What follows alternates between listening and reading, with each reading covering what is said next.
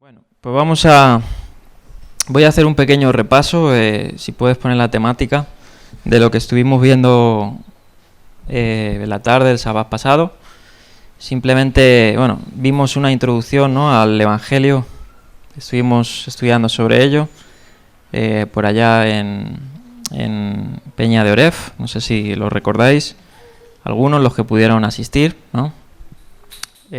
Tristemente esa charla no se pudo grabar, no se pudo, y bueno, se volvió a repetir, está subido pues al canal donde estamos en las enseñanzas y bueno, ahí estuvimos un poquito haciendo la introducción al Evangelio, ¿no? Y la importancia del Evangelio según Mateo, las características, ¿no? El sábado pasado estuvimos viendo simplemente la genealogía que toca Mateo. Comienza Mateo con la genealogía de Jesús el Mesías. Y estuvimos viendo un poquito en la temática, si la puedes poner, para que todos lo tengan en mente. Diapositiva. A ver, se me ha ido. Esa no es la otra temática. Esa es la temática de la introducción. A ver. Es el 35, la diapositiva 35. Entonces, en esa genealogía estuvimos viendo la importancia, ¿no?, que le da Mateo a la genealogía de Jesús el Mesías, ¿no? Estuvimos viendo cómo comienza, hijo de David, hijo de Abraham, el título hijo de David. Estuvimos viendo todo lo que tiene que ver con la relevancia, ¿no?, del título hijo de David, mesiánica, ¿no?, hablando de un rey que vendría. Entonces se habla mucho en los profetas, ¿no? En el profeta Isaías, en otros profetas hablan sobre el hijo de David. Estuvimos viendo un poquito sobre esto.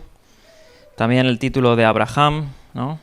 También se hace mucho uso en este Evangelio según Mateo, hijo de Abraham. Y bueno, estuvimos comentando sobre la genealogía un poquito, para hacer un recuerdo. Vemos en esta genealogía cómo Mateo da tres por decir así, secciones, ¿no?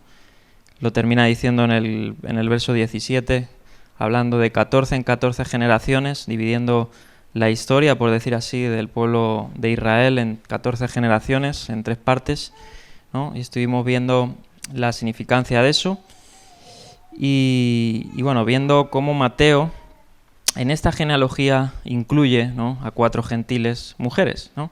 Cosa que es muy interesante, ¿no? Si vamos a Lucas, el evangelista, ¿no?, el autor del Evangelio según Lucas, él da otro tipo de enfoque, ¿no?, a la genealogía, y Mateo incluye a estas 4 mujeres, ¿no?, que además eran ex gentiles, ¿no? Probablemente, como dije, por el rechazo, ¿no? Recordemos que el Evangelio según Mateo se escribió años después de todo lo que había ocurrido con Jesucristo, ¿no?, con Yeshua. Podemos decir aproximadamente en el siglo I, ¿no?, a finales del siglo I, en el año 55 al 60 y algo, ¿no? Ahí pues no sabemos a ciencia cierta qué año se escribió el Evangelio, ¿no? Pero pues son las fechas que se dan.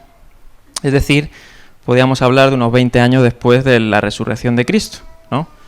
Entonces, pues parece ser el evangelista de Mateo, ¿no?, el Evangelio según Mateo, él incluye a estas 4 mujeres, ¿no?, se comenta dentro de todos los comentarios, posiblemente haciendo ilusión al carácter que tiene que ver con la concepción de Cristo, ¿no?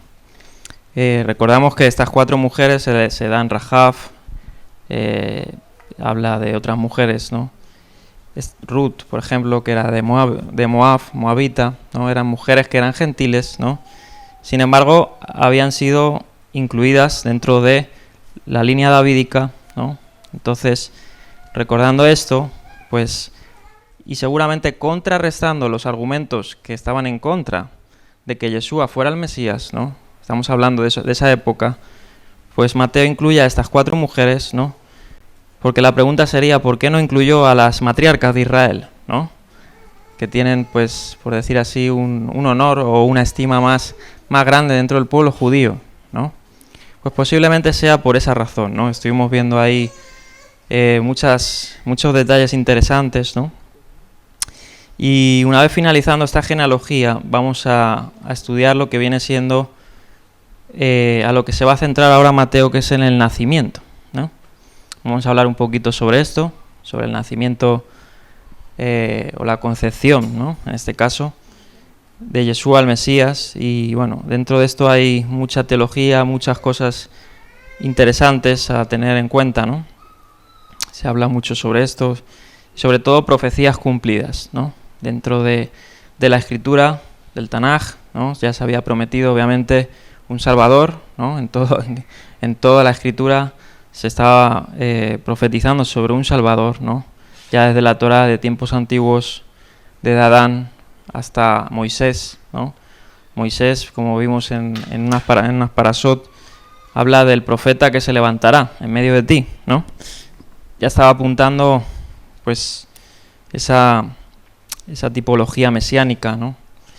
Y bueno, ¿qué decir de los profetas, ¿no? Los profetas hablan más claramente sobre la restauración, ¿no? De todas las cosas y del advenimiento del Mesías, ¿no? Que es lo que vamos a estar viendo hoy, ¿no? Entonces, la importancia de estudiar el Tanaj en su contexto también es haciendo ver que Yeshua es el Mesías, ¿no? Y que está probado en los textos bíblicos, ¿no? Y que hay razones para creer esto. Y si hay razones para creer esto, hay razones para poner nuestra fe, nuestra confianza en Él, ¿no? Que eso es lo importante, ¿no? Yo creo que todos eso lo tenemos, ¿no?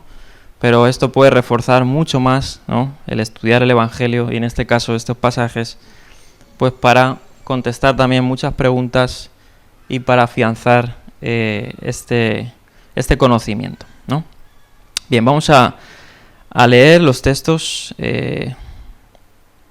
Voy a ir a la diapositiva, si puedes ir a la 44, que es donde vamos a centrarnos hoy. Perdón, 43. Vamos a leer el Mateo 1, verso 18 al 25, y dice así. Verso 18. Ahora bien, el nacimiento de Jesús, el Mesías, fue así. Y aquí comienza a relatar Mateo. Estando desposada su madre, Miriam, con José, antes de que se juntaran, fue hallada encinta del Espíritu Santo. Y José, su marido, que era justo, pero no quería exponerla a la vergüenza pública, se propuso a repudiarla en secreto. Y pensando él en esto, he aquí un ángel del Señor se le apareció en sueños, diciendo: José, hijo de David, no temas recibir a Miriam tu mujer, porque lo engendrado en ella es del Espíritu Santo. Y dará a luz un hijo, y llamará su nombre Yeshua, ¿no? Yehoshua, Jesús, porque él salvará a su pueblo de sus pecados. Y todo esto aconteció, fíjate, para que se cumpliera lo dicho por el Señor mediante el profeta, cuando dice: He aquí la Virgen quedará encinta y dará a luz un hijo, y le pondrán por nombre Emmanuel, que interpretado es con nosotros Dios. Y levantándose José del sueño hizo como el ángel del Señor le había mandado, y recibió a su mujer, pero no la conocía hasta que dio a luz un hijo y llamó su nombre Jesús. Bien, este es el texto que vamos a estudiar esta mañana. Ya interesante, ¿no? Los primeros versos, el verso 18, vemos cómo, pues, aquí se relata, ¿no? Que ya Miriam estaba desposada, ¿no? Dice el texto, ¿no? Con José. Y ahora vamos a hablar un poquito sobre Miriam, sobre José, ¿no? Ampliando un poquito quiénes son estos personajes que ya sabemos, ¿no? Pero es interesante, pues, ahondar un poquito en esto. Y bien, entonces vamos al verso 18, lo voy a volver a leer para entrar a él y comentarlo. Ahora bien, el nacimiento de Jesús el Mesías fue así. Estando desposada su madre Miriam con José, antes que se juntaran, fue hallada encinta, ¿no? Fíjate qué curioso, hallada encinta del Espíritu Santo, ¿no? Lucas hace mención, ¿no? En el Evangelio, según Lucas, el anunciamiento, ¿no? De la concepción. Sin embargo, Mateo ya pasa directamente a relatar que ya estaba encinta, ¿no? El Evangelio según Lucas nos habla pues que el ángel se le presenta a Miriam y le da el anuncio, ¿no? Las buenas noticias. Y Miriam, sumisa, ¿no? Como mujer sumisa, bueno, mujer más que mujer, joven sumisa, y ahora vamos a hablar un poquito de esto, de su edad aproximadamente, ¿no? Porque siempre se pinta a Miriam o a María como una adulta, ¿no? Pero realmente, pues, no lo era, ¿no? Vamos a ver un poquito por qué. Y el verbo que utiliza aquí para concepción es curioso, ¿no? Que se utiliza el verbo en griego, que también se utilizó en la Septuaginta para este mismo pasaje de Isaías, ¿no? Que es engastri exo, que es decir, tener en el vientre, ¿no? No se utilizó otros verbos que se podían utilizar como engendrar, ¿no? Genao en griego, o sulambano, que es concebir, ¿no? Y aquí se utiliza como tener en el vientre, ¿no? Y eso es como también lo utilizaron los que tradujeron la Septuaginta, ¿no? Entonces vamos a hablar un poquito de esto. Vamos a hablar en esta mañana, pues en el temario ahí que lo he puesto, en la diapositiva, bueno, lo has puesto antes. Vamos a hablar un poquito también del concepto de virgen, ¿no? De cómo se utiliza en la Septuaginta, cómo se utiliza en la Escritura, ¿no? Porque hay varias palabras en hebreo, ¿no? Para referirse a este término, ¿no? Y ver sus significados y pues ver un poquito sobre esto, ¿no? Entonces vemos cómo aparece, ¿no? Directamente que ya en la genealogía, por ahí viene el verso 15, hablaba de la línea davídica, ¿no? Llegando hasta Miriam. Y Miriam, pues se sabe, ¿no? Que era una persona humilde, de familia humilde, ¿no? Sumisa, una persona sumisa, una joven sumisa. Por Mateo 27, 56 y otros textos, ¿no? Nos enteramos que ella tenía una hermana llamada Salomé, que era madre de Jacobo y Juan, quienes por tanto eran, se dice, primo hermanos de Jesús, ¿no? Por ejemplo, Lucas 3 nos ofrece ese linaje davídico y se habla de Elí, quien era el suegro de José, ¿no? Y Mateo informa que era el padre de José, que el padre de José es Jacob, como dice el texto, ¿no? Entonces Elí era el padre de María. Y relata Lucas, ¿no? Con esa familiaridad, ¿no? Como también el ángel se presenta, en este caso, a Elizabeth, quien era la esposa de Zacarías y pariente de María, ¿no? Hablando pues también de que iba a quedar encinta, ¿no? De otro bebé, ¿no? En este caso sería lo que sabemos como Juan, ¿no? Juan el Bautista.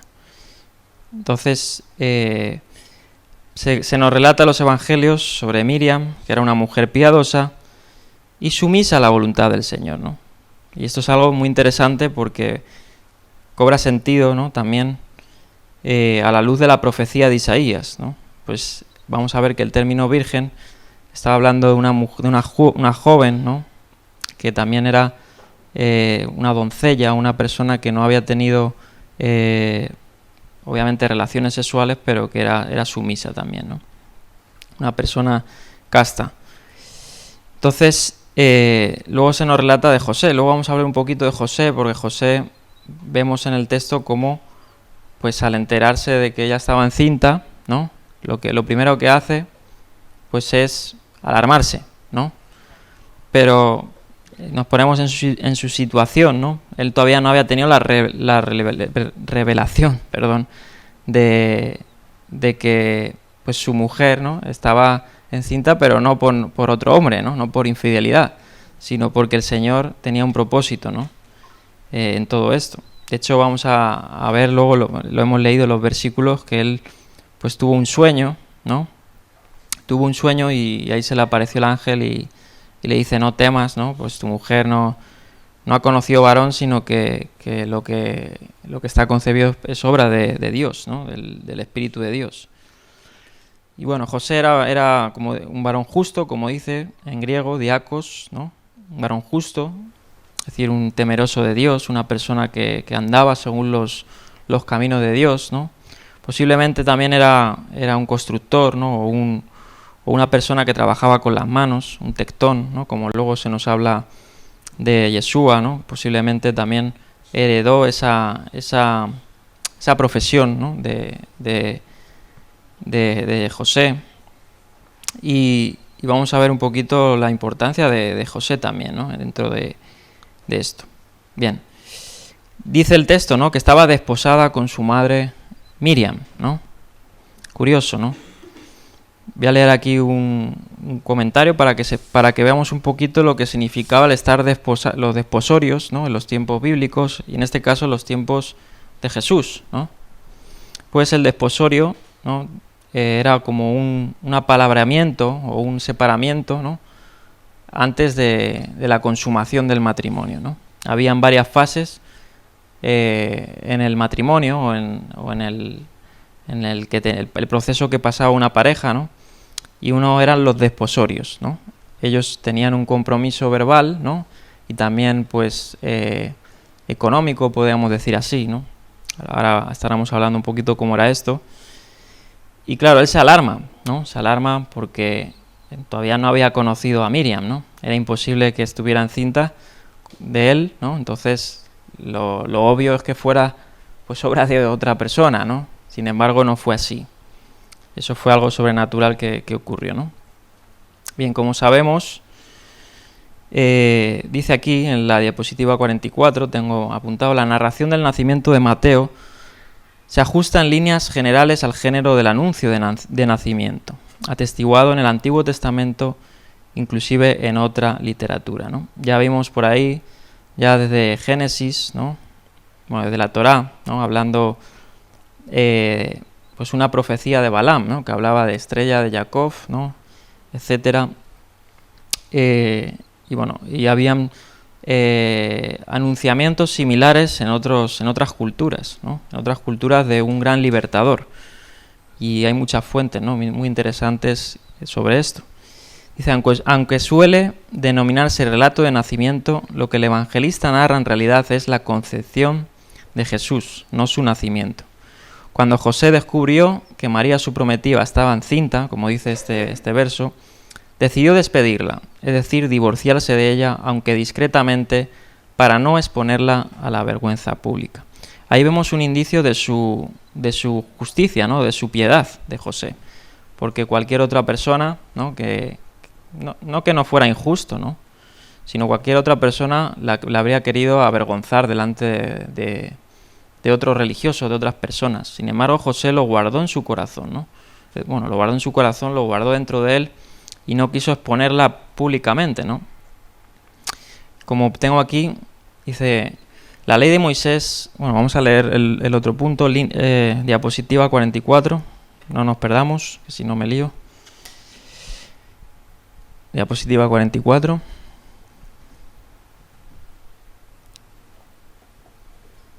Bien, dice, se entiende que José sigue la ley de Moisés, y aquí citando el capítulo 24:1 de Deuteronomio, dice, supongamos que un hombre contrae matrimonio con una mujer, pero ella no le agrada porque encuentra algo, ¿no? Y ahí aparece una palabra en hebreo, algo objetable en ella, ¿no? Y entonces le escribe un certificado de divorcio, se lo pone en la mano y le envía fuera de su casa, ¿no? Eso es algo objetable, obviamente trajo una discusión que luego en el Evangelio de Mateo vamos a ver esa discusión entre fariseos, ¿no? Entre diferentes interpretaciones, pero eso algo objetable era pues una infidelidad, ¿no? O sea, esa era la única razón de que una persona que ya había pasado los desposorios, ¿no? Que ya había contraído matrimonio, era la única razón legal, ¿no? En el pueblo de Israel que podía dar una carta de repudio, ¿no? Bien. Entonces la ley de Moisés exigía un certificado de divorcio, pero no requería la exposición y humillación públicas, ¿no?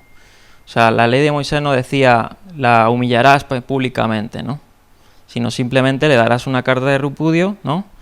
Y quedarás libre, ¿no? Quedarás libre del matrimonio. Entonces, cuando se descubrió su embarazo, la sacaron en público, la acusaron de prostitución y la amenazaron de muerte. Eso sería la contraparte, ¿no? Por ejemplo, vemos que en los tiempos de Yeshua, ¿no? Tenemos, por ejemplo, el relato de la mujer cuando está con Yeshua, ¿no? Y quieren apedrearla, ¿no? Dice, el que esté libre de pecado, que tire la primera piedra, ¿no? Puesto que la habían descubierto, ¿no? En adulterio. Entonces, José, sin embargo, lo hizo discretamente, ¿no? Posiblemente estuviera meditando dentro de él, ¿no? Diciendo, bueno, ¿cómo hago, ¿no? ¿Cómo hago para no perjudicarla tampoco a ella, ¿no? Y yo, pues, quedar libre, ¿no? Porque obviamente había lo normal es que hubiera habido una infidelidad, ¿no? Pero no fue así. Bien. Hay pruebas, y otro comentario, de que ya en el siglo I se creía que el divorcio era necesario si la esposa había cometido adulterio o alguna otra forma de pecado sexual. Eso ya lo he dicho. Un compromiso tendría que romperse en caso de fornicación o pecado sexual. O sea, era la única premisa, ¿no? Como hombre justo, José debía cumplir con la ley de Moisés y apartar a la infiel Miriam, ¿no? Eso sería la sentencia, ¿no? Aunque sí que también se nos habla del perdón, ¿no? Obviamente el estándar perfecto sería el poder perdonar incluso una infidelidad, ¿no? Pero no estamos obligados a perdonar, a saltar por alto, ¿no? esa faceta. Una persona que no pueda perdonar, pues tiene su derecho, ¿no? Tiene su opción de dar esta carta de repudio, ¿no? Bien, los esponsales, es decir, aquellos que se habían comprometido, ¿no? Solían tener lugar cuando la muchacha tenía entre 12 y 13 años. Esto era lo normal en la época, ¿no?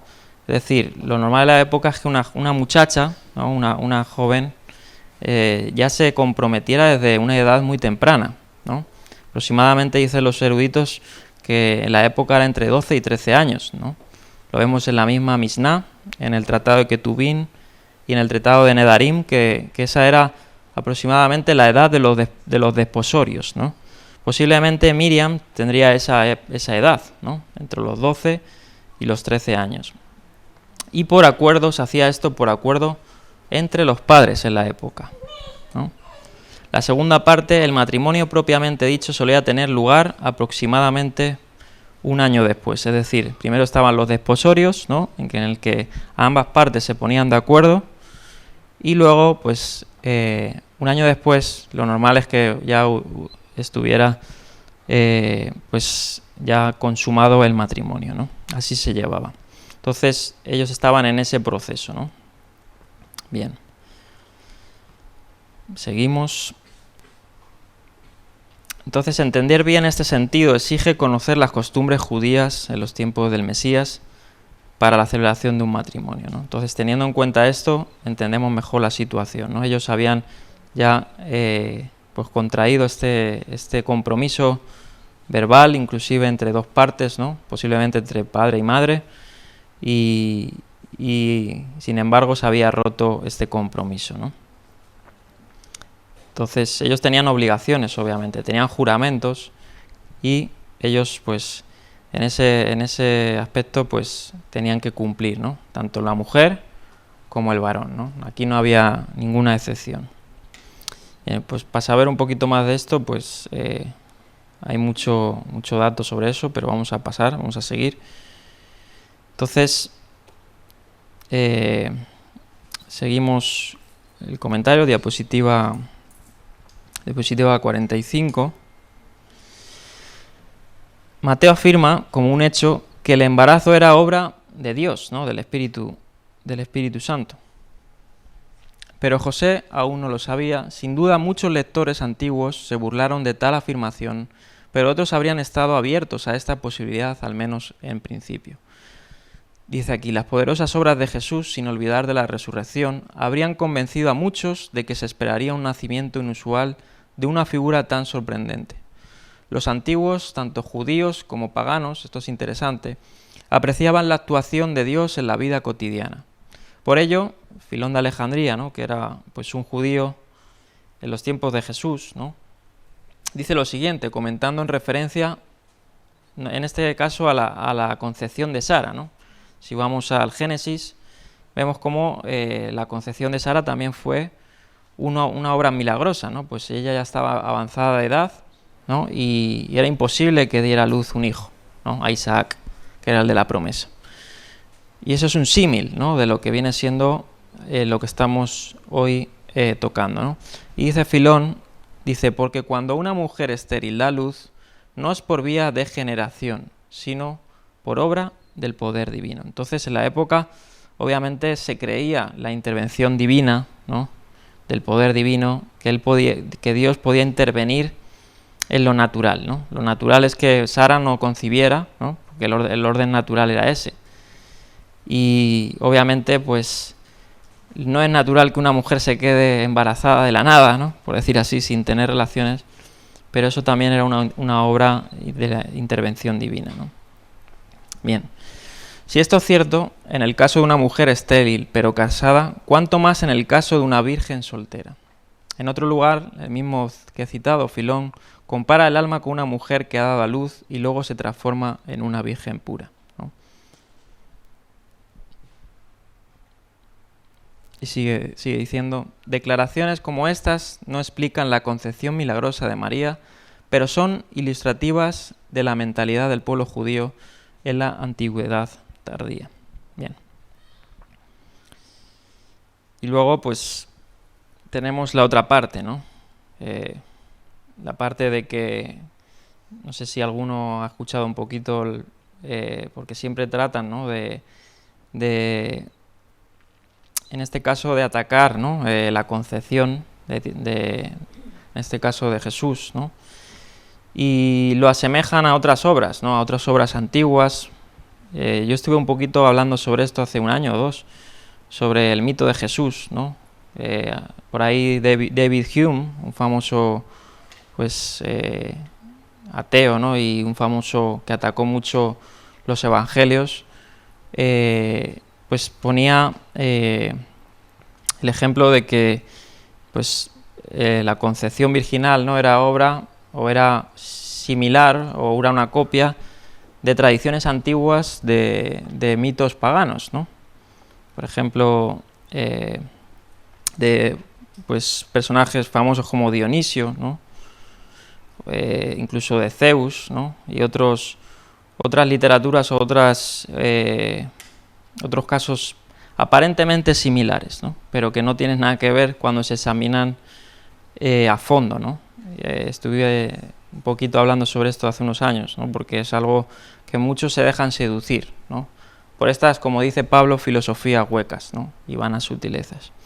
Pero realmente esto no fue así, ¿no? De hecho, cuando se examina muy a detalle estos casos, ¿no? Pues se encuentra que dentro de esto también hay mucho mito, ¿no? Y valga la redundancia, ¿no? Sin embargo, aquí Mateo lo expresa como un hecho histórico, ¿no?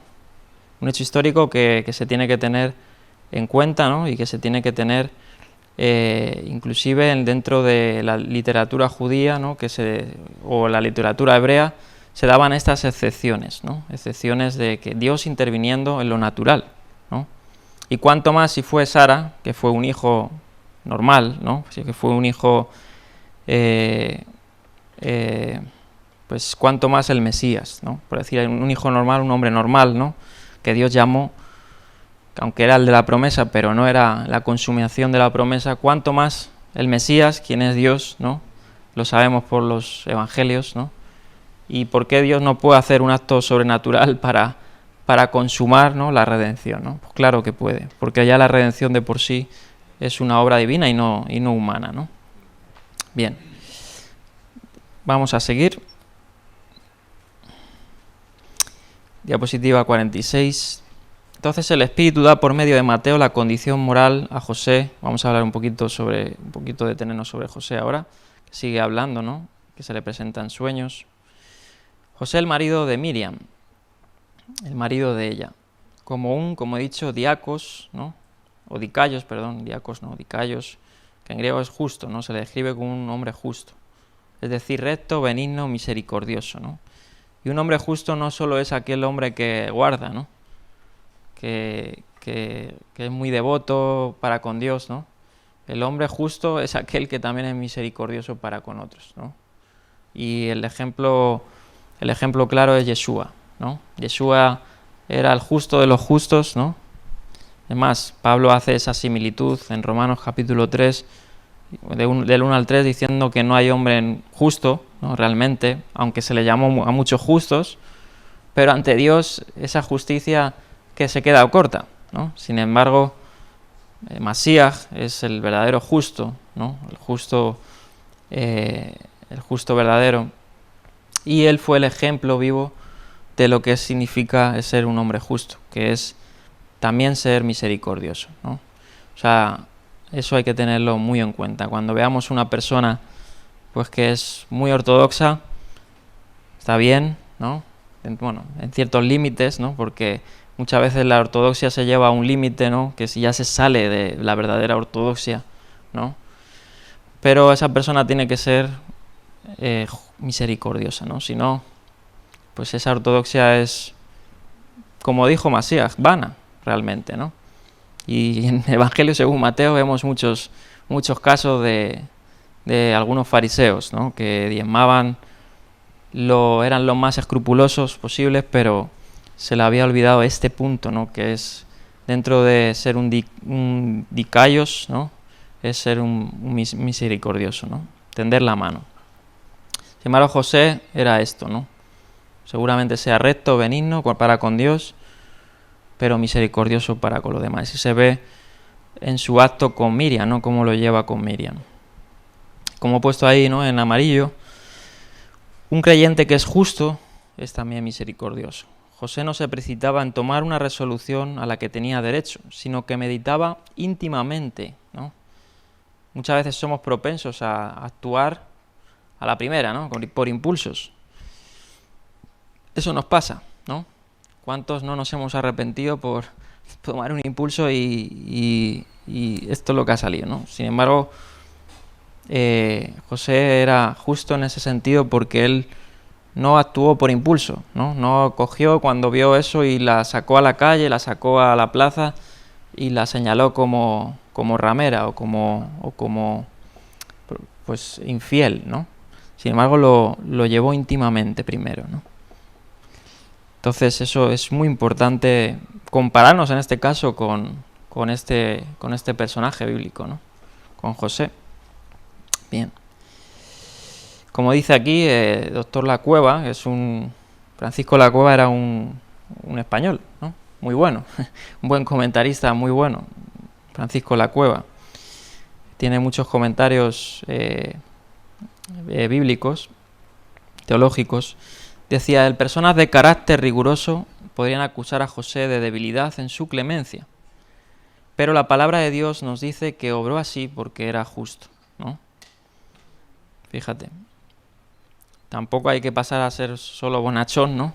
Hay que tener ese temple, pero pues José se la avalaba por eso, ¿no? La característica del creyente espiritual no está en la capacidad de reprender, sino en la de restaurar, ¿no? Gálatas 6.1, ¿qué dice Gálatas 6.1? Hermanos, aun cuando una persona sea sorprendida en alguna falta, vosotros los espirituales, ¿no? Fíjate cómo los llama a esos dikaios, ¿no? A los que son espirituales, restaurad a tal con espíritu de mansedumbre, considerando a ti mismo, no sea que tú también seas tentado, ¿no? ¿Sí? Ah, vale. Digo, ¿quieres comentar algo? Entonces, los espirituales, ¿no? Tienden a esto, ¿no? A restaurar antes que a reprender, ¿no?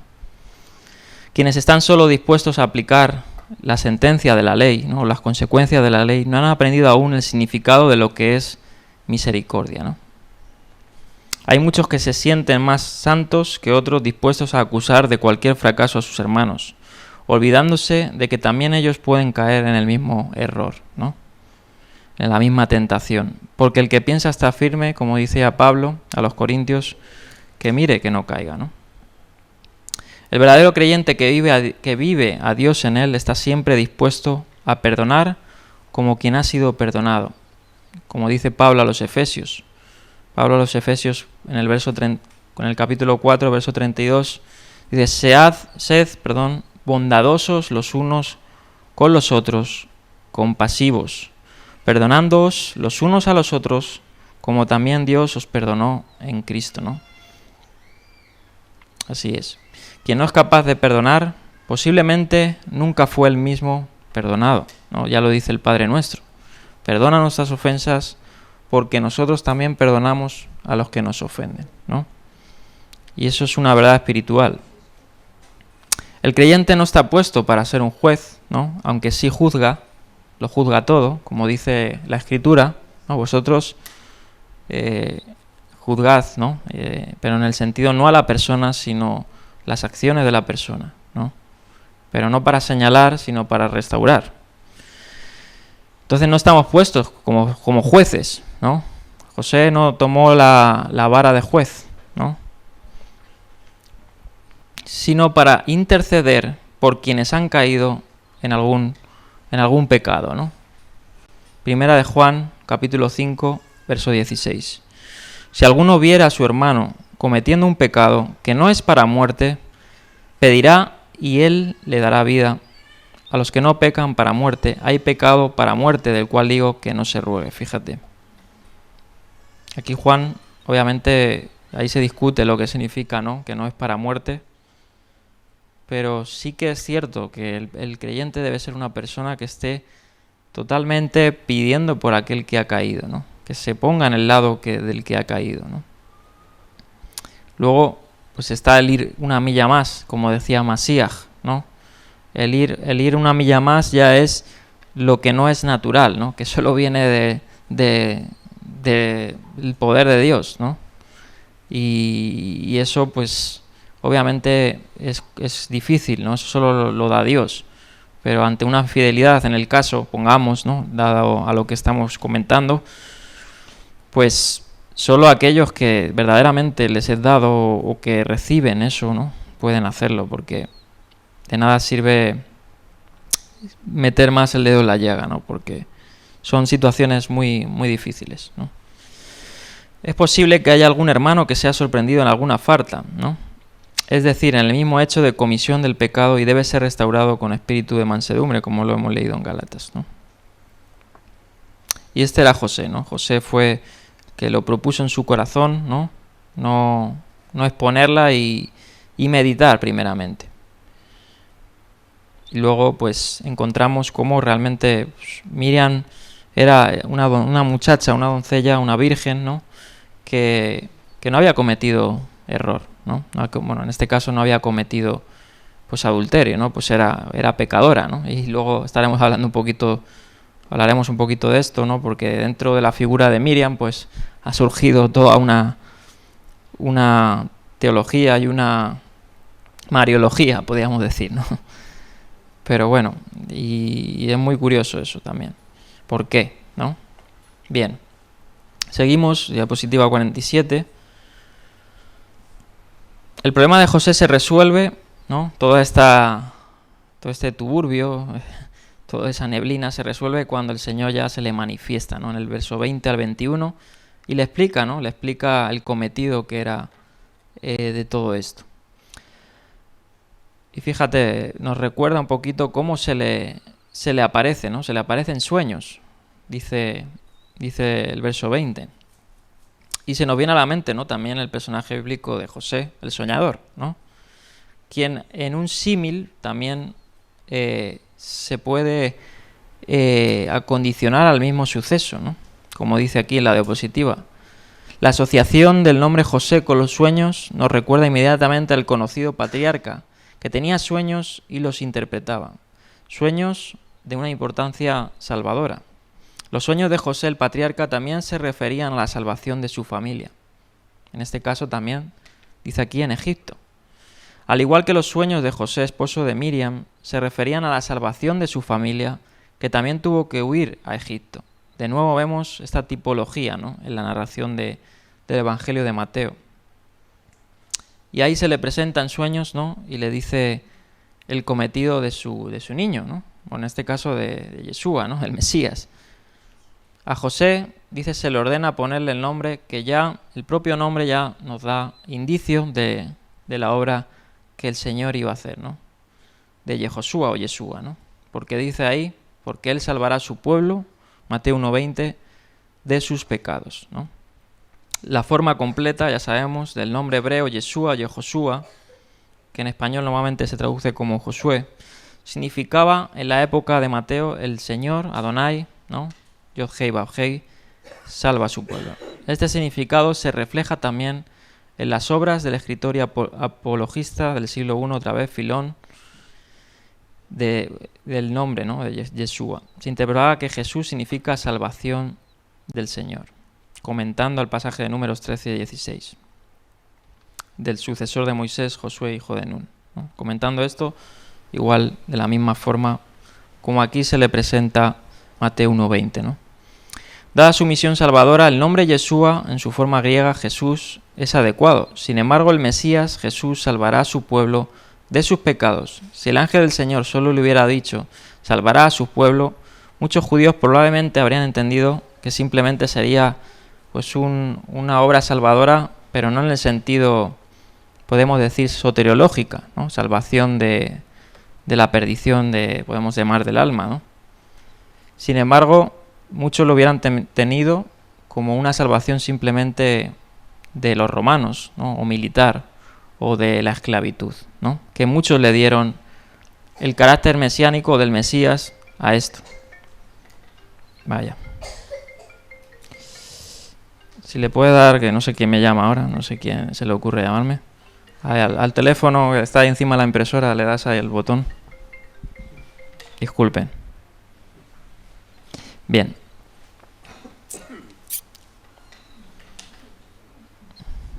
Vamos a seguir. Próxima diapositiva. Vamos a ver un poquito sobre la profecía de Isaías, del capítulo 7. Entonces Mateo aquí obviamente enlaza, ¿no? Obviamente ya por revelación, enlaza el cumplimiento de esta profecía con la obra de Yeshua, ¿no? Con la obra salvadora. Y es que en esa profecía se juntan varias profecías, ¿no? Que también se dan en el profeta Isaías, ¿no? Porque vemos cómo Mateo habla de Isaías 7:14 y luego en el sueño de Yosef se le habla también de que este será llamado Emmanuel, ¿no? Dios con nosotros. Y vamos a ver un poquito a más profundidad, ¿no? Sobre esto. Vamos a leer la profecía, que ya la hemos leído en el Evangelio, ¿no? Vamos a volver a repetirla, Isaías 7:14. Por tanto, y vamos a explicar, ¿no? Un poquito el contexto, que es importante para poder ver el cumplimiento mesiánico, ¿no? Por tanto, Adonai mismo os dará señal, ¿no? ¿Cuál señal será de Adonai? He aquí, ahí aparece la palabra, ¿no? Vamos a hablar un poquito de lo que es la palabra alma, que ahí se traduce como virgen. He aquí la virgen quedará encinta y dará a luz un hijo y llamarás su nombre Emmanuel, que esto es Dios con nosotros, ¿no? Entonces aquí ve directamente enlazado Mateo con esa profecía que ya, de hecho, en su día estuvimos estudiando el libro de Isaías, ¿no?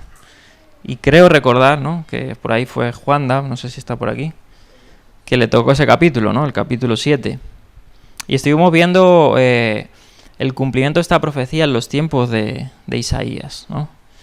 Sin embargo, sabemos que dentro de la profecía bíblica, ¿no?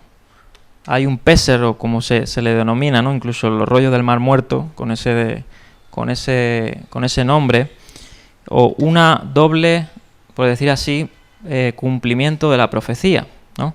O a lo que apunta, podríamos decir nosotros, que tenemos la realidad del Evangelio, ¿no? Sin embargo, en los tiempos de Isaías se cumplió, ¿no? En la figura de un hijo también. Bien, vamos a leer un poquito el contexto de esa profecía, diapositiva 49. ¿Estamos bien? ¿Atentos o nos dormimos? Bueno, hay que estudiar, ¿no? Entonces, el contexto del que se habla en esta profecía del capítulo 7, y es que el Señor ahí, ¿no? Está tratando con Judá, con el reino de Judá. Recordamos que el reino de Israel se había dividido, ¿no? La casa del norte, la casa del sur, el reino de Judá o el reino del norte, el reino del sur que era Judá, ¿no? Y el reino del norte que se llamó también Efraín, ¿no? Que eran 10 tribus. Y en esa época las 10 tribus, el reino del norte y el reino de Judá estaban en lucha, ¿no? En disputa. Estaban en guerra entre ellos, ¿no? Y el Señor en este capítulo le habla al rey gobernante de Judá, que era Acaz, y conociendo el corazón de Acaz, ¿no? Hace una especie de desafío, ¿no? Sabiendo lo que hay en su corazón. Como dice ahí, desafiándolo a que pida una señal, ¿no? Que confirme esta promesa de Dios para que destruya a los reyes de la tierra del norte, que eran los que realmente amenazaban el pueblo de Judá en este caso. Rezim en Aram y Peca en Israel, ¿no? Eso se ve en el mismo capítulo, en el verso 1. Sin embargo, Acaz protesta de que no iba a probar al Señor, ¿no? Como tratando de excusar, decir, no, yo no quiero señal, ¿no? Sin embargo, lo que él quería era una señal de que ellos podían vencer, ¿no? Como vemos en el verso 12 del mismo capítulo. Pero el mismo Isaías protesta que no pondrá, pero el mismo Isaías, hablando en nombre de Dios, reprende, ¿no? Al rey Acaz para poner a prueba la paciencia de Dios con su respuesta, reconociendo probablemente su falta, ahí está, de sinceridad, ¿no? Realmente él no había sido sincero, él quería esto. Luego viene esta famosa profecía que la cita aquí Mateo, ¿no? Del cumplimiento en Yeshua. Inminentemente el nacimiento de un niño, de una joven, Alma, en edad de casarse, ¿no? Y vamos a ver ahora un poquito sobre esta palabra. Dice, hay un amplio consenso en que la palabra hebrea en sí misma no necesita tener más que este significado, ¿no? El de virgen. Un niño que será la señal de Dios. Antes de que el niño tenga la edad suficiente para conocer, como dice luego más tarde, la diferencia entre el bien y el mal, porque la profecía sigue, ¿no? No solo se detiene en el verso 14, la profecía sigue hablando de este niño, ¿no? Si leemos todo el capítulo, desde el 14 en adelante, se habla del contexto momentáneo de esa época, ¿no? Y ahí se nos habla de que este niño, ¿no? Antes de que tenga una edad suficiente para diferenciar entre el bien y el mal, las tierras de estos temidos reyes serán asoladas, ¿no? En este caso de Aram y Peca, ¿no? Pero antes de que eso pueda interpretarse como una buena noticia, el profeta añade que serán reemplazados por un invasor aún peor, que serían los asirios, quienes se llevaron cautivos, ¿no? A este reino rebelde de Israel. Y en todo esto, pues, es el contexto, ¿no? De esta profecía. Vamos a seguir ahondando un poquito más. Y esto es importante tenerlo en cuenta, ¿no? ¿Por qué es importante tener en cuenta? Para que veamos el cumplimiento de esta profecía en la historia de Israel, ¿no? Y cómo realmente nos hablaba del cumplimiento de un hijo, ¿no? De un niño, pero que tendría un carácter salvador, ¿no? Y tendría un carácter más completo, ¿no? Porque esta profecía se sigue desgranando, ¿no? Se sigue desgranando en los capítulos restantes de Isaías. Entonces la pregunta, ¿quién es este niño especial? ¿No? Que se relata en el verso 14 de Isaías 7. Leemos, aunque un puñado de eruditos muy conservadores insisten en ver únicamente una profecía mesiánica, ¿no? Hay algunos que solo se centran en que esto es simplemente para el Mesías, Jesús, ¿no? Sin embargo, obviamente tiene un contexto momentáneo en la época, un cumplimiento momentáneo. La mayoría reconoce que hay al menos un cumplimiento provisional en la época de Isaías, dadas las declaraciones. Como he dicho, hay que seguir leyendo la profecía. Y aquí van las interpretaciones. Muchos han sugerido al hijo real de Acaz, el rey Ezequías, ¿no? Y muchos incluso judíos, tomaron como que el rey Ezequías algunos lo tuvieron como un Mesías, ¿no? En la época de Yeshua, o posterior a la época de Yeshua, ¿no? O algún profeta anónimo, o a un remanente colectivo en Israel. Pero la interpretación más probable es que la profecía de Isaías se refiere al propio hijo de Isaías, ¿no? Eso además lo estuvimos viendo, recuerdo que fue Juan quien dio ese capítulo, ¿no? A su hijo propiamente, ¿no? Llamado Maher Salal Has-Bas, ¿no? Que luego en Isaías 8.3 se relata. Al presentar a este hijo se hace eco del lenguaje de la misma profecía de Isaías 7.14. Ya que Isaías va a su mujer y ella concibe y da a luz al niño con este nombre simbólico, que significa el nombre Maher Salal Has-Bas, ¿no? Hay diferentes interpretaciones del significado, pero podríamos decir que se significa rápido para el saqueo y veloz para el despojo, ¿no? Hablando de la profecía que estaba pasando en los tiempos de Judá. El siguiente versículo repite el sentido de Isaías 7.15, describiendo cómo las riquezas de Damasco estaban en Aram y Samaria en Israel se la llevarían los asirios, ¿no?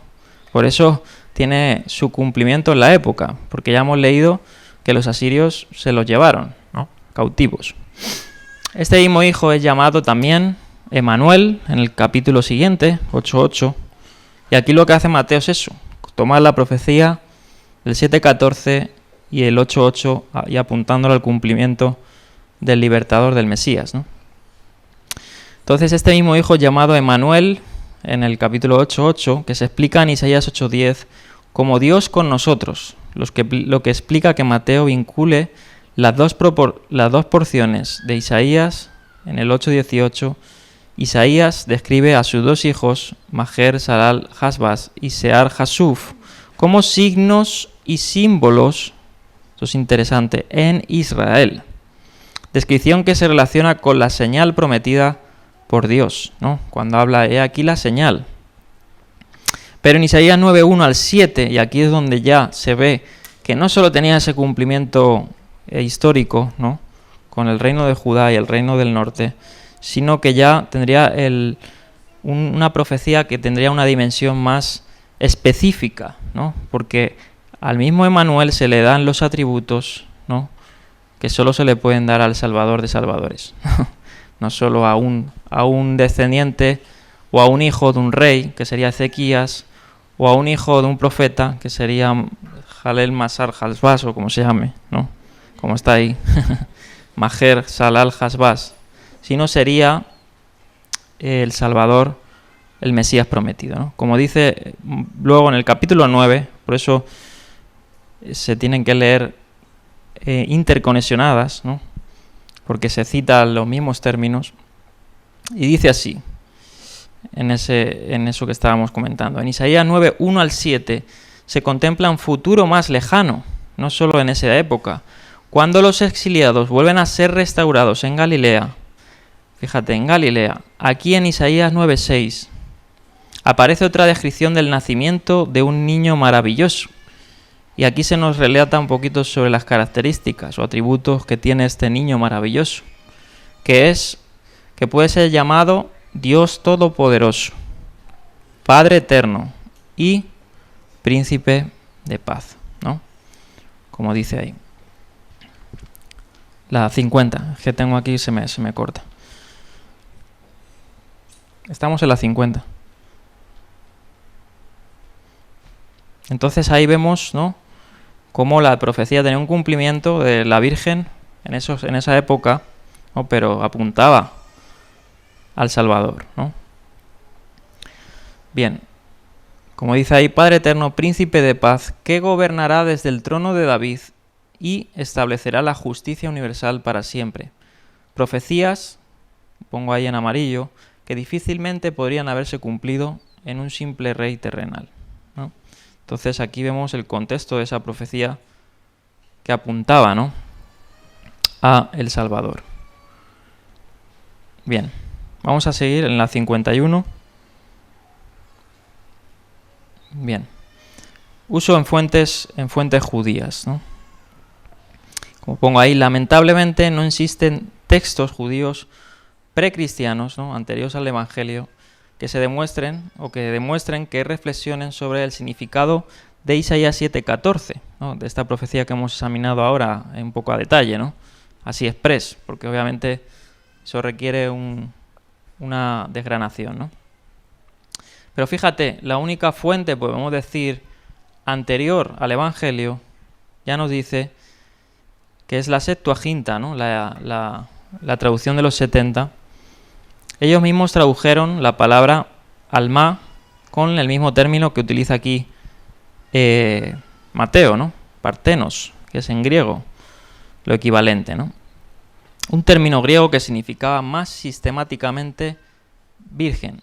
Esto sugeriría que ya antes de la era del Nuevo Testamento, al menos algunos judíos, ¿no?, habían llegado a relacionar los pasajes de Isaías 7:9 y a deducir que habría un cumplimiento adicional a más largo plazo del nacimiento de un rey mesiánico o presagio por una concepción más sobrenatural, ¿no? Y es que una de las objeciones dentro de la literatura judía, rabínica, fuentes judías, es que en el Evangelio se traduce como virgen. Sin embargo, ellos, sobre todo una traducción más modernista, ¿no?, podrían decir que tendría que significar la palabra alma como una doncella, o una joven, o una muchacha, ¿no? Sin embargo, no en el sentido de virgen. Y para el que quiera ver un poquito una respuesta ante esto, ¿no?, hay un libro muy bueno, está en inglés, no sé si en español se puede conseguir, no sé si lo han traducido, de Michael Brown, ¿no?, que es Respondiendo a las objeciones judías sobre el Mesías, ¿no? En su volumen 2 tiene un apartado, el 4.3, que lo tengo yo recogido en la diapositiva, muy extenso sobre esta objeción, respondiéndola muy eruditamente, ¿no?, citando muchos eruditos y muchas fuentes, ¿no?, y muy interesante, ¿no? Bien. Las fuentes judías postcristianas a veces relacionan este texto, como he dicho, con Ezequías, que también se consideraba un tipo del Mesías, ¿no? Por ejemplo, el número Rabá, sobre el mismo texto de Isaías 74:8, se le atribuye a Ezequías. Y no es probable que se sugiera por primera vez una interpretación mesiánica en una época en la que ya se había, fíjate, por eso después de que apareció el Evangelio y empezó a proliferar el Evangelio, ¿no?, y empezaron la secta de los cristianos, por decir así, ¿no?, para contrarrestar el crecimiento del cristianismo y señalar que esa profecía no era cumplida, pues en la literatura, creo que recordar, no sé si me equivoqué, en su día lo estudié, por ejemplo, este personaje que aparece en la Misná o en el Talmud, ¿no?, que es este Rabí Akiva, ¿no? Rabí Akiva fue uno de los que atribuyó esta profecía a Ezequías, ¿no? Entonces, para contrarrestar que no había sido el cumplimiento en Jesús, ¿no?, hijo de Miriam. Entonces, se fue más dando augemente en contrarrespuesta, ¿no?, como un argumento apologético a los cristianos, ¿no?, de que era Ezequías, de que no era el cumplimiento en Jesús, ¿no? Pero debemos confesar que no tenemos un conocimiento seguro de la interpretación. Dice aquí Craig Evans, que es uno de las fuentes que... Bueno, en este caso no es Craig Evans, es de D.A. Carson. Este comentario, por ejemplo, lo recomiendo muchísimo, aunque solo está en inglés, pero creo que por ahí en internet la pueden conseguir traducido así, aficionado. Se llama Usos del Antiguo Testamento en el Nuevo Testamento por D.A. Carson. Impresionante este recurso. D.A. Carson es un erudito muy bueno del Nuevo Testamento. Tiene unos libros muy preciados, ¿no?, dentro de la academia. Y ese libro lo he leído muy... Parte de esto que he hablado de las fuentes judías y todo eso lo he tomado ahí, porque es muy de bendición, ¿no?, para poder ver los evangelios, su cumplimiento, todas las profecías del Antiguo Testamento en detalle, ¿no?, y en la literatura circundante. Sí, se llama uso del Antiguo Testamento en el Nuevo Testamento. Algo así, ¿no? Yo el que quiera luego que me se acerquéis y le doy el título, ¿no? Muy bueno. Es D.A. Carson y G.K. Bale. Son dos eruditos muy buenos. Bien. Antecedentes textuales. ¿Cómo vamos la hora? Vale. 1:39. Vamos a seguir. Antecedentes textuales. Bien, el texto masorético coincide con la Septuaginta y con Mateo en la primera cláusula: la Virgen concebirá y dará a luz un hijo. Luego el texto masorético lee: él lo llamará, mientras que la Septuaginta tiene lo llamarás. Fíjate, juegan como en el sentido profético, ¿no? Momentáneo, en el de la época, y luego la Septuaginta le da un sentido a futuro, ¿no? Y eso es lo interesante de los... Por ejemplo, es el texto masorético, estamos hablando que se escribió muchos años más tarde, ¿no?, que pasó el Evangelio, porque se le puso, todos sabéis un poquito, ¿no?, lo que son el texto masorético, son la vocalización del texto hebreo, ¿no? Ellos le dieron el sentido de la época. Sin embargo, en la Septuaginta, que fue años antes del Evangelio, se le dio el sentido profético, ¿no?, o esa traducción más a futuro, ¿no? Eso es algo muy valioso, ¿no? Y Mateo escribe así: lo llamarán, ¿no? Lo llamarán. Lo escribe también otra fuente que tenemos en la época, teniendo el texto, supongo, en hebreo, ¿no? No copias o supongo más puro, le dio este sentido también Mateo como se le da a la Septuaginta. La Septuaginta también contiene la tercera persona del plural, por lo que Mateo podría haber estado siguiendo una forma variante de puede ser, citando la Septuaginta, ¿no?, o podría haber estado escribiendo en una forma semitizada del griego, en la que la tercera persona del plural es algo equivalente a una forma pasiva, como su nombre será en futuro llamado. Tal vez sea más probable aún, ya que ellos, en Mateo, se refiere claramente a las personas cuyos pecados perdonará Jesús. Ahí está, ¿no? O sea, el sentido era apuntar a que ese niño sería el que perdone los pecados de su pueblo, ¿no? El cambio puede reflejar simplemente la paráfrasis de Mateo para que la cita se ajuste mejor a su contexto. Bueno, vamos a seguir. Como se ha señalado anteriormente, algunos conservadores consideran que se trata de una profecía directa y predictiva. La mayoría de los estudiosos niegan cualquier elemento predictivo.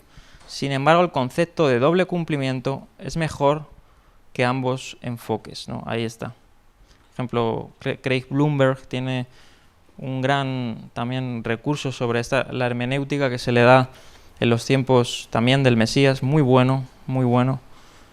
Y un sentido hermenéutico es, obviamente, en la profecía es que tiene un doble cumplimiento. Mateo reconoció que el hijo de Isaías cumplía la dimensión de la profecía, que requería que un niño naciera en el futuro inmediato. Pero el contexto escatológico más amplio, que ya lo hemos citado cuando habla Padre Eterno, ¿no?, describiría a un hijo nunca claramente distinguido del de Isaías, que sería un rey divino y mesiánico, ¿no? Y eso obviamente se cumplió en la figura de Jesús por los evangelios, que nació inequívocamente de una mujer joven en edad de casarse, que ese es el sentido que tiene Alma, ¿no? Una mujer joven que está ya, por decir así, tierna, o que está apropiada para darla en casamiento, ¿no? Y que obviamente, si está propia, es que es virgen, que no ha sido tocada por varón, ¿no? Eso es lo que significa Alma. Fuera o no consciente Mateo de cualquier interpretación previa de Isaías 7:14 como referencia a una mujer sexualmente casta, la coincidencia de que Jesús naciera de una virgen era demasiado llamativa como para no ser intervención divina. Como pongo ahí al final, Mateo pudo hablar de la profecía de Isaías como cumplida en Cristo. La forma canónica de Isaías ya apuntaba en esta doble dirección. Bien. Vamos a ir concluyendo. Seguimos el próximo día. El uso teológico. Obviamente la intención clara del texto es, por supuesto, darnos a entender sobre el carácter mesiánico, ¿no?, de la profecía, ¿no?, más que el momentáneo, como he dicho, a lo que apunta. Jesús es un rey mesiánico, pero también la encarnación de la presencia divina entre su pueblo. Ambos temas son importantes en el Evangelio de Mateo, como veremos, El primero especialmente en estos relatos de la infancia y en las narraciones de la pasión, y el segundo como una inclusión en torno a la narración de Mateo.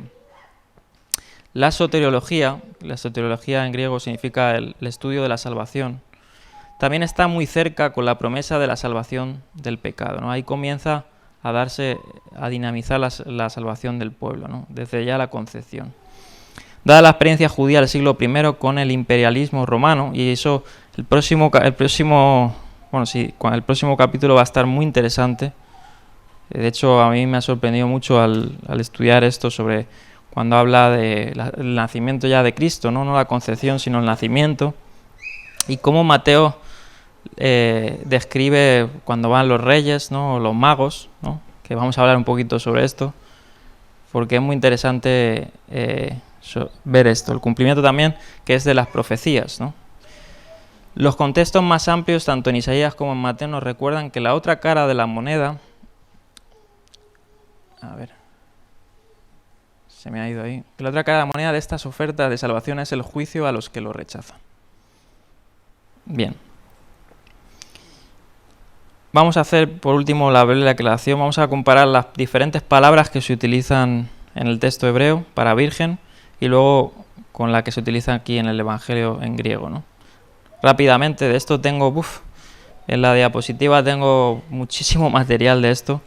Esto lo he sacado del diccionario teológico, creo, bueno, no del examen, en este caso es de Samuel Vila, que es un diccionario muy famoso, y además era español también, Samuel Vila, que es el fundador de la editorial CLIE. La editorial CLIE que veis de los libros, Samuel Vila fue su fundador. Y era un magnífico teólogo, Samuel Vila. Y Samuel Vila, en el nuevo diccionario bíblico ilustrado, escrito en Tarrasa, en Cataluña, habla un poquito sobre esto y me ha gustado esta definición porque va muy al caso, ¿no? Es una breve aclaración porque de esto hay mucho material, ¿no? Encontramos dos principales palabras, ¿no? En el texto hebreo. La palabra betulá, ¿no? que se pueda relacionar con virgen, y la palabra alma. Obviamente el argumento judío es que la palabra virgen tendría que ser betulá, ¿no? En vez de alma, y no sería el cumplimiento, por tanto, de la profecía mesiánica. Y aquí nos da esta aclaración breve de la palabra betulá. Dice, de una raíz que significa separada, betul, que vivía guardada en casa de su padre. De ahí que por lo general signifique virgen, desposada o no. Sin embargo, y esto hay que tener en cuenta, y no solo creo que en esta cita de Joel, creo que también en Eclesiastés nos habla, no sé si de una que se le ha muerto el marido, pero que tuvo, obviamente, tuvo una relación, ¿no? Sin embargo, en Joel 1.8 se refiere a una joven casada, y en textos arameos posteriores su equivalente se refiere a una mujer casada, la palabra betulá, ¿no? Fue más, por decir así, una interpretación de la palabra betulá más modernista, que se le dio como virgen exactamente, como que no había tenido relaciones, ¿no? Sin embargo, el término alma, este término se traduce virgen, moza o doncella. Es el que aparece en este texto que hemos estado analizando, de la profecía de Isaías, que se relaciona con Emanuel y ha sido objeto de muchas controversias. La postura modernista de que solo significa muchacha o mujer joven es insostenible a pesar de su difusión. En relación con la señal de Isaías, alma es precisamente el término a emplear por las siguientes razones. Aquí nos da Vila las 4 razones principales y dice, de todo el contexto del Antiguo Testamento se desprende que alma, ¿no? Lo que traduce la LXX como partenos, ¿no? Que utiliza Mateo, siempre se refiere a una doncella, moza o en todo caso mujer soltera, nunca unida legítimamente a marido. Primera razón. Segunda razón, ello queda confirmado por la literatura ugarítica, en la que aparece esa palabra en ugarítico, GLMT, no sé cómo se pronunciaría. El término equivale en ugarítico, nunca se usa de mujer casada, sino siempre de mozas o solteras. Y ahí nos da algunas referencias. Y hay un solo pasaje en el que Alma puede denotar una muchacha inmoral, pero no casada, en Proverbios 30, 19. Y por último, no hay ninguna otra palabra que se pueda usar con mayor propiedad para significar una mujer no unida a un hombre, pues yaldá, otro término en hebreo que pueda ser parecido, solo se refiere a niñas, ¿no? En el término niñas, que no pueden tener, en este caso, hijos, ¿no? Por su condición natural. Y Naará, que sería una sierva, y es aplicable a todas las mujeres. Ahí nos da esta aclaración Vilá, ¿no? Y sigue diciendo, Alma es el único término hebreo que significa inequívocamente una mujer soltera. En Isaías 7:14 se afirma una señal del Señor que un alma concebirá y tendrá un hijo. Ahora bien, todo el contexto bíblico impide que ello deba entenderse como un acto inmoral de una mujer soltera. Bueno, y sigue ahí de terminar la cita.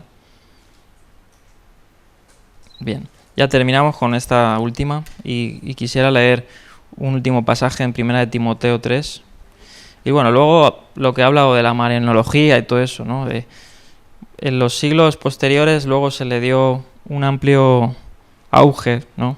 Por algunos, y estuvo esa discusión, ¿no? De hecho, hasta el concilio de Éfeso, por allá en el 400 y pico, porque aparecieron ahí, bueno, muchas corrientes, ¿no? Muchas corrientes de cristianismo, podríamos decir, ¿no? Bueno, ya estaremos ampliando un poquito, obviamente le llamaré yo la cristología, ¿no? O lo que le damos el carácter mesiánico, su papel, ¿no? Porque nosotros entendemos que Yeshua es Dios hecho carne, ¿no? Sin embargo, en la época, en el cristianismo, se le dio varias interpretaciones, ¿no? La más común es que Dios, Jesús, es 100% Dios y 100% hombre, ¿no? Y tiene fundamento bastante. Habría que explicar muchos textos, ¿no? Y sobre todo en la carta a los hebreos, ¿no? Que hablan de que participó en sangre, que participó. Bueno, hay muchos textos muy interesantes que tendríamos que pues tocar, ¿no? Pero no vamos a estudiar la carta a los hebreos para explicar eso. Pero luego aparecieron sectas, ¿no? En el cristianismo. Apareció por ahí unos que se llamaron los nestorianos. Y hubo ahí un debate en si María era madre de Dios o madre de Cristo, en términos cristotocos o teotopos. Y ahí hubo pues una serie de diferencias y tuvo que haber un consenso y luego se fue tomando más auge la figura de María, ¿no? Bueno, eso ya sería estudiar la historia de la Iglesia y sobre todo pues el contexto de el que se le da bíblico a María, ¿no?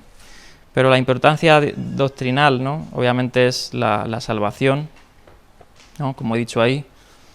A veces se dice que la doctrina del nacimiento virginal no es esencial, puesto que si Dios hubiese querido hacerlo, podría haber hecho que su hijo hubiese sido concebido y nacido de alguna otra forma, ¿no?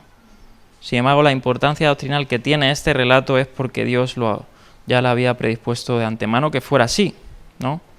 De hecho, ya lo vemos desde Génesis. La simiente de la mujer que aplastará la cabeza a la serpiente, ¿no? Claro que Dios lo había hecho de muchas formas, ¿no? El cumplimiento de la salvación. ¿Por qué tuvo que morir en un madero? ¿Por qué tuvo que ser entregado? Todo fue un acto divino y un papel divino, ¿no? Y la respuesta sería, ¿no? Al que no hubiera sido nacido de alguna forma. Lo que Dios pudiera o no pudiera haber hecho es una cuestión especulativa en que no es necesario entrar. Sin embargo, el hecho es que Jesús fue concebido por el Espíritu Santo, nacido de la Virgen María. El credo apostólico está firmemente arraigado en las Escrituras.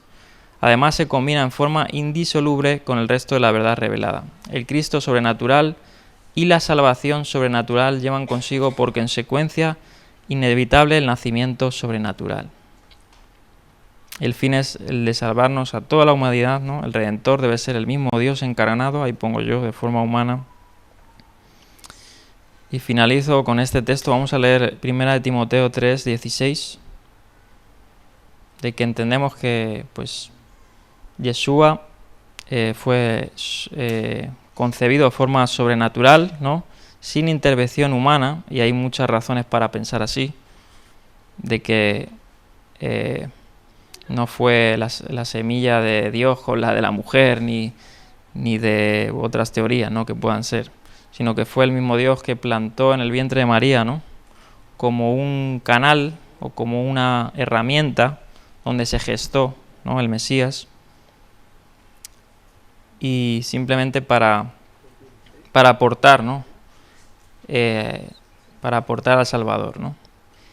Dice este pasaje: e indiscutiblemente grande es el misterio de la piedad, ¿no? Porque así lo es, ¿no? Es un misterio en el sentido de que no es algo que se pueda describir fácilmente y que pueda ser comprendido naturalmente, ¿no? Porque es un milagro. Lo milagroso no es algo que se pueda explicar tan fácilmente, ¿no? Él fue manifestado en carne, ahí está, justificado en el Espíritu, visto por los ángeles, proclamado entre los gentiles, creído en el mundo y recibido arriba en la gloria. Amén. Bueno, vamos a terminar aquí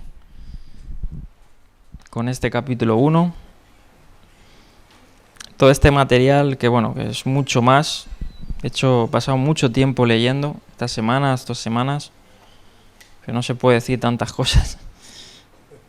Pero toda esta información la voy a poner disponible. El que quiera estas presentaciones, lo que veis en pantalla no es nada, o sea, con todas las notas al margen que tengo de grandes eruditos muy buenos, que tienen comentarios súper interesantes a leer, ¿no? Que quiera que me lo pida, yo se lo doy, ¿no? Se lo doy. Y es un trabajo bastante extenso leer eso, y he seleccionado lo que más a mí me ha llenado, ¿no?